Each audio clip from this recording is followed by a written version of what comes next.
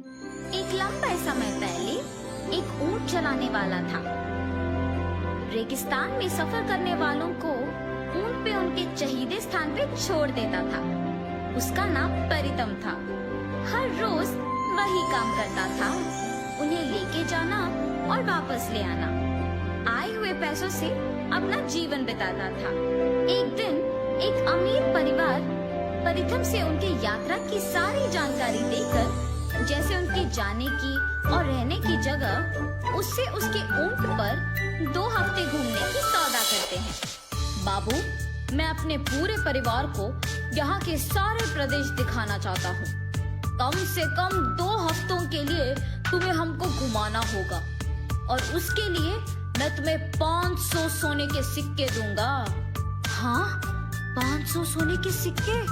2 हफ्तों के लिए जाऊंगा तो 1 साल के काफी पैसे कमा पाऊंगा।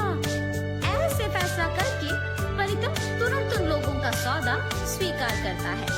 दूसरी तरफ परितम की माँ उसे जाने से मना करती है।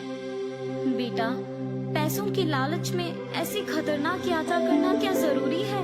उनके कहे प्रदेशों को पर्यटक साधारण रूप से नहीं जाते हैं।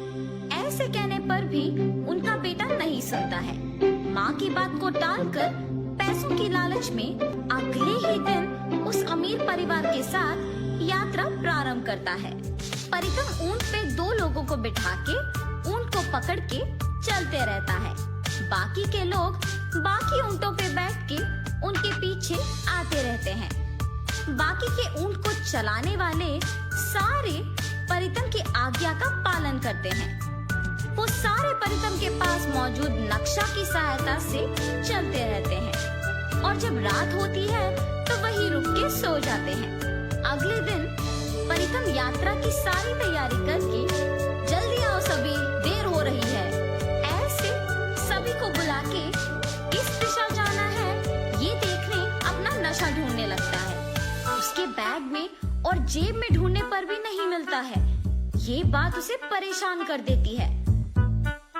परितम को अपना ऊंट आगे ना ले जाना देख अमीर आदमी कहता है, क्या हुआ परितम, सब कुछ ठीक तो है?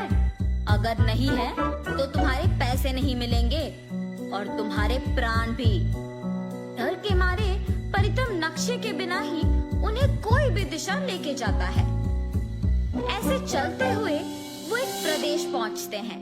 सारे मिट्टी के घर ढह गए होते हैं। दिखने में भी वो प्रदेश बहुत पुराना था। इन सब से अलग उस प्रदेश में एक बड़ा राक्षस का प्रतिमा था जो बिल्कुल खराब नहीं हुआ।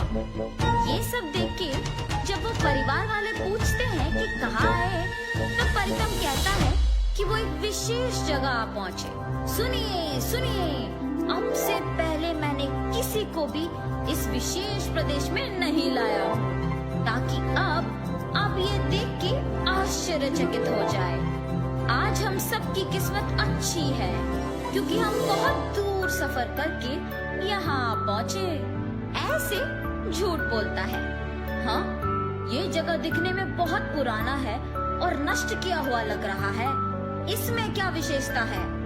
आपके आगे जो प्रतिमा है वो आदमी शहर को चलाता था। ऐसे कहते हुए उस प्रदेश के अंदर चलते हैं।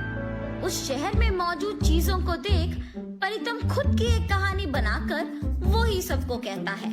और तभी उन पर्यटकों में से एक, हाँ, सच में इस दस्तावेजों में लिखा है कि इस प्रतिमा के आदमी ही इस शहर को चलाता था।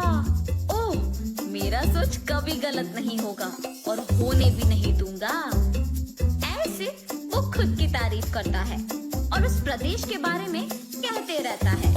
यहाँ सब कुछ चांदी या लोहा या इस्पत नहीं बल्कि सोने का बना है।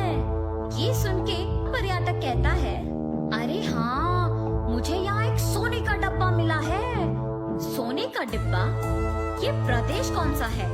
यहाँ के सारे लोग कहाँ गए? ये ऐसे पुराना क्यों हो गया है? यहाँ के लोग कपड़े भी सोने के ही पहनते थे, उनके घर सोने के बने थे और ये एक सोने का शहर था। परितम के दिल को तो पता था कि वो झूठ कह रहा है, लेकिन वहाँ के सारे लोग उसकी बातों का यकीन कर रहे थे और जो भी चीज उन्हें मिला वो उठा के ले रहे थे। कुछ ही देर में वो प्रदेश परितम के बातों के अनुसार ही सोने में बदल जाता है। नष्ट हुए मिट्टी के घर पुराने जैसे बन जाते हैं।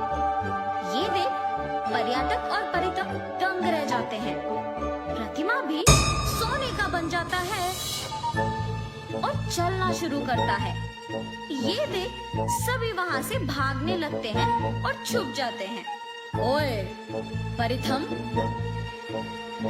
तुम्हारे ही बातों के अनुसार मैंने यहाँ सब बदल दिया, लेकिन सोचने की बात तो ये है कि तूने जो कुछ भी बोला वो सच है। इस सारी दुनिया में किसी को भी इस प्रदेश के बारे में नहीं पता, तो तुम कैसे जानते हो?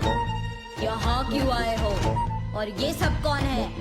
ऐसे वो प्रतिमा परितम को सवाल पूछता है और तभी उस प्रतिमा से छोटे छोटे भूत बाहर आके वहाँ के सारे लोगों को बंद कर देते हैं। हमें माफ कर दीजिए, हमें इस प्रदेश के बारे में कुछ नहीं पता।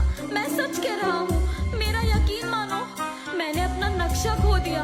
इस अमीर आदमी के धमकाने की ही वजह से मैंने बिना सोचे कोई भी रास्ता को चुन लिया और वो रास्ता हमें यहाँ तक ले आई और कोई प्रदेश भी नहीं दिखाई दिया, इसीलिए हम यहाँ आ पहुँचे।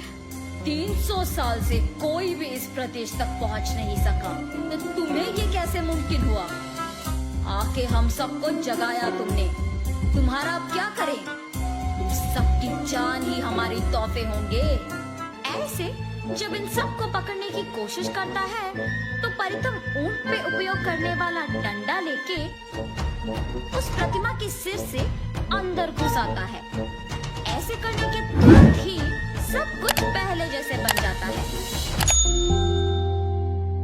जो सोने के चीजें उन पर्यटकों ने उठाया वो सब वापस मिट्टी के बन जाते हैं।